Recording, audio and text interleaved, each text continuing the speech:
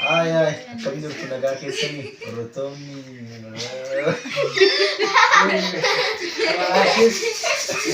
Ilan niya ba? Nagaa sirrii hawaayaa hordoftoota kiyyaa shawaa harka fuunee kam jirtu nagaa keessanii addagaadha obboleettiin keessanii. Egaa fiiqee akkuma argitan dheengadallee buna na daffisee ture gaafan dadhabee gale isiniin jedhe sana bijaamaa itti bitii. Mucaa kanatti namoonni jettan baay'ee keessantu jira. Innaa bijaamallee ittan bitaa. Bijaamaa akkasitti qabbalaan ta'e.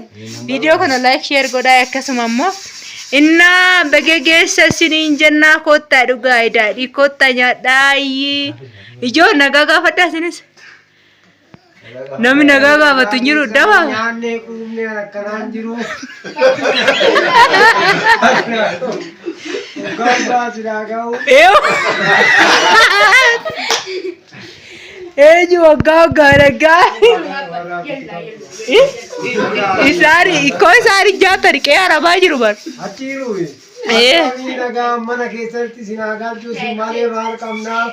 Jabaadhaa. Haadha manaa achi qaba innillee kinoo inni. Birrii kana doolaara kana nyaachaa jira. Haati manaa keessi daawwatti barachi keessan. Maal akkamii giiftii toora. Sabii galanii. Giiftii toora. Laal birri waa giiftii godha ijoollee laa haadha manaa isaa jechaadha.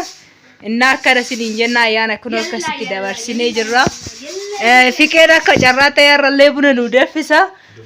Kunoo isaa isiniin jedhu abbaa manaa kee fidattu kunoo kanuma inni dhufu hin dubbatu. Ijoo nama dubbanni natti barree maalan godha dubbachiisoo ta'e hin dubbatu ni dubbadhu faa. Laal kun amma rakkinni jiru. Maayidha. Ati akkas dubbatta. Inni yoo dubbate gidduutti nam tokko tasgabbaa ta'uun gaariidha. Kanaaf dubbachuu humna dubbatu.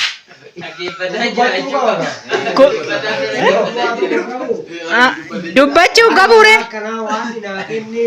Ijoo nyaata kaawwatii namaa kichaafee yoo kichaala.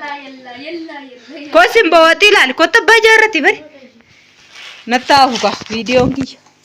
Fidi maal ijoollee doolaara takkitti yoo argadhe naa qorichuma. Kam ankee kana ilaalu yoo.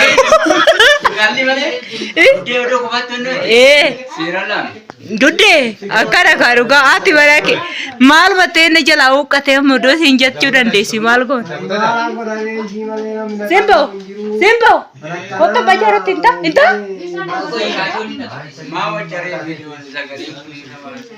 Maal jette? Gaafaati manaa koo galtee furdadda jechaa jiranni kunis haadha manaa achii qaba. Innaa isaan kun immoo waxaatonni hin os keessa jiru warri hay jechuu ni barbaadan lakkoofsa bilbilaa isaanii duwwaa 915 isaa achi immoo haa xumuramu duwwaa 915 isaa achi immoo akkasii fiqeen immoo isa kanadaa kun dhiisi bura shakashakini kanarra qoraa qorru. Me sosab michoo